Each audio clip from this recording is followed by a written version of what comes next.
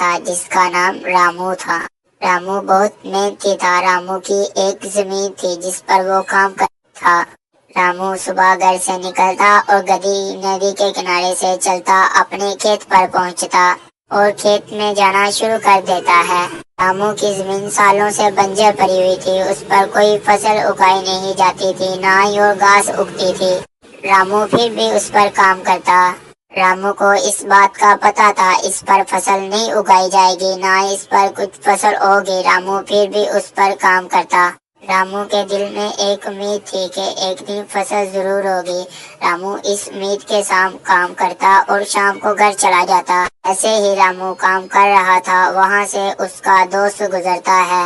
वो रामू को काम करता हुआ देखता और रामू की तरफ चल पड़ता है।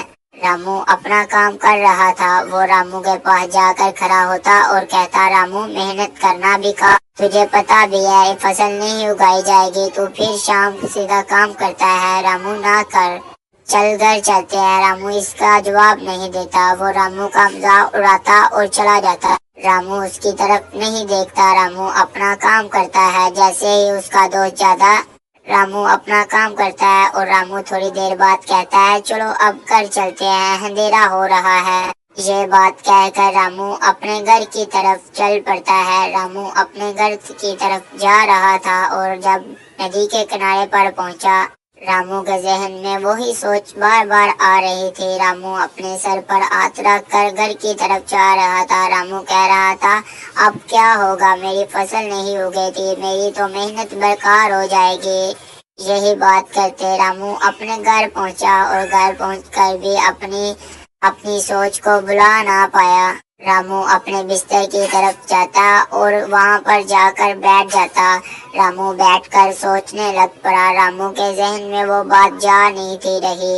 रामू बार बार वही बात को सोचता। रामू इतना कहकर चंद सेकंड बाद कहता, लेट जाता हूँ। जैसे ही रामू लेट गया से नींद नहीं थी आ रही। सुबह हो गई, रामू फिर भी नहीं सोया। रामू कहता, चलो फिर अपनी खेत की तरफ चलते हैं। इतना कहकर रामू बैठ गया। रामू फिर कल वाली बात सोचने लग पड़ा और कहता, चलो आज फिर खेत की तरफ चलते हैं। इतनी की बात कहकर रामू अपनी खेत की तरफ रवाना हो गया। जैसे ही रामू अपने घर से बाहर निकला और नदी के किनारे से चलता हुआ अपनी खेत की तरफ जा रहा था। रामू नदी के किनारे पर गुनगुनाता जा रहा था अपनी खेत की तरफ। रामू कह रहा था, एक दिन जरूर फसल होगी, फिर इनको मैं बताऊंगा।